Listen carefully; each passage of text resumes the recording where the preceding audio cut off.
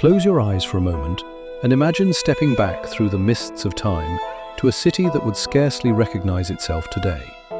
Edinburgh, in the 1700s, was a place of stark contrasts and remarkable vitality, a city climbing skyward upon its ancient rock, where the greatest minds of the age walked the same narrow closes as beggars and fishwives, where enlightenment and squalor existed side by side in a manner that seems almost impossible to our modern sensibilities. The Edinburgh of the 18th century earned its nickname honestly. Old Reekie, the locals called it, Old Smoky. And as dawn broke over the Firth of Forth, thousands of coal fires would splutter to life in hearths throughout the towering tenements, sending plumes of smoke curling into the grey Scottish sky. But there was another scent that defined the city, one far less romantic. In those days before modern sanitation, the famous cry of "Gardyloo" echoed through the high street each evening as residents emptied their chamber pots from windows high above. Visitors from London, already accustomed to their own capital's pungent character, found themselves quite overwhelmed by Edinburgh's particular perfume.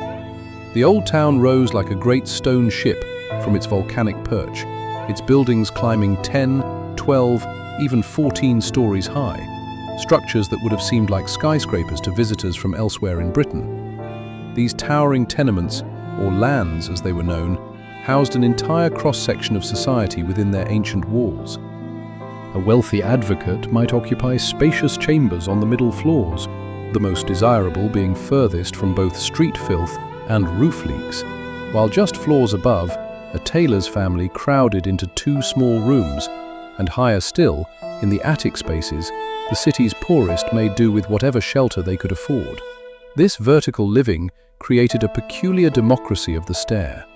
The great philosopher David Hume might pass a washerwoman on the turnpike stair of his building, and both would nod in acknowledgement, for the narrow spiral staircases forced a certain intimacy upon neighbours of vastly different stations. In few other cities could a sedan chairman carrying a fine lady to an assembly pass the time of day with a judge on his way to Parliament House. Yet this was the daily reality of Edinburgh's closes and wines. As morning progressed, the city came fully alive with a symphony of sounds that marked out the rhythm of the day. The town guard, in their old-fashioned military coats, marched through the streets with ceremonial dignity, their drums beating out the hours. Street sellers cried their wares in broad Scots that could baffle even native English speakers. "Call a herring!" for fresh fish. "Hot pies, all hot!" from the pie wives who set up their stands along the Luckin booths, that warren of shops that clustered against St Giles Cathedral like barnacles on a ship's hull. The heart of daily commerce beat strongest in the long, sloping expanse of the High Street, that remarkable thoroughfare that stretched from the castle down to Holyrood Palace. Here, advocates in their powdered wigs and flowing robes mingled with merchants, soldiers from the castle garrison, Highland drovers bringing cattle to market, and ladies of fashion taking the air before retiring to their drawing rooms.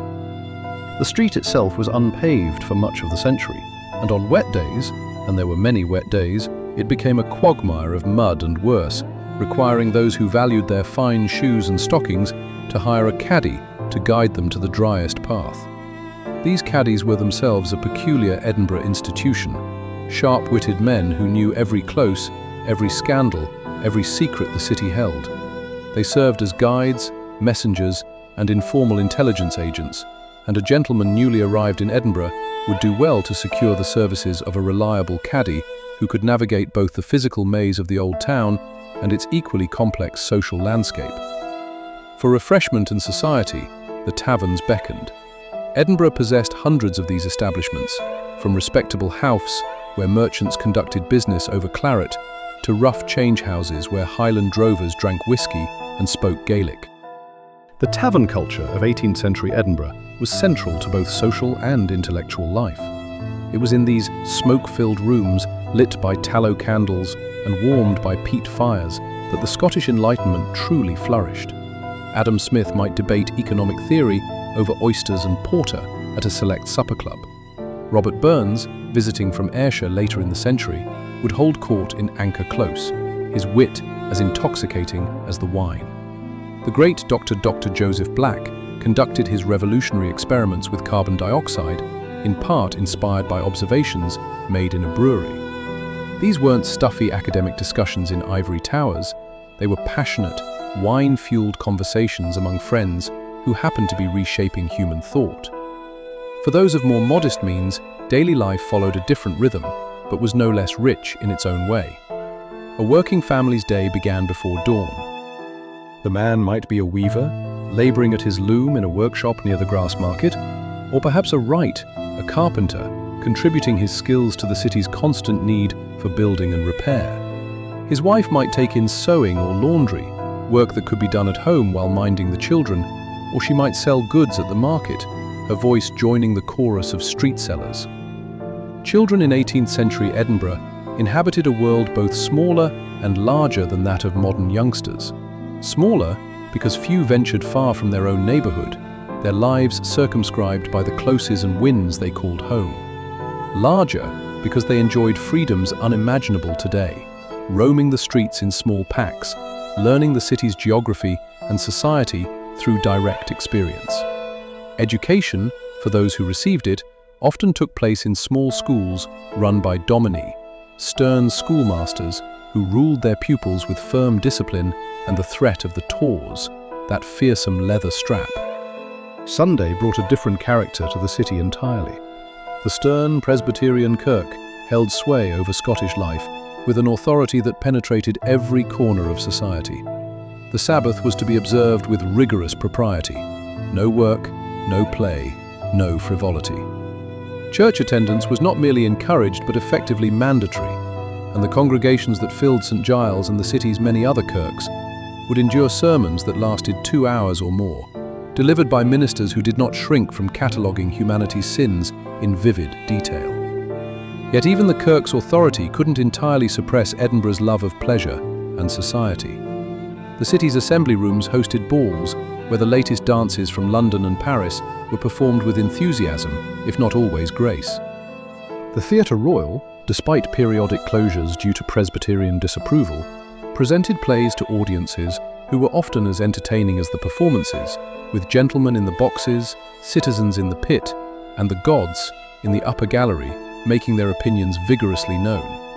As evening fell and the lamps were lit, or more accurately, as the few lamps that existed spluttered to uncertain life, the city took on an even more dramatic character.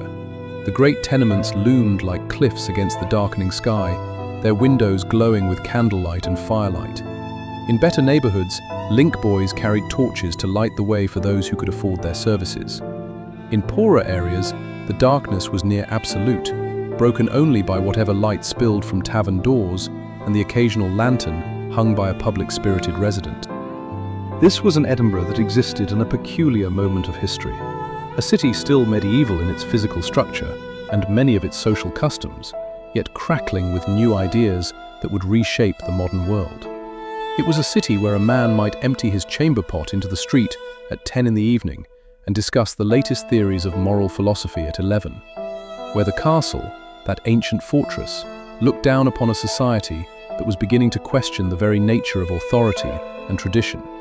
The new town, that elegant expression of Enlightenment ideals in stone, was just beginning to rise during the latter part of the century, its ordered streets and spacious squares a rebuke to the chaotic vitality of the old town. Yet many who moved to these new addresses found themselves drawn back to the high street, for all its inconveniences and odours. There was something in the closeness, the intensity, the sheer human vitality of the old town that the geometric perfection of the new could never quite replicate.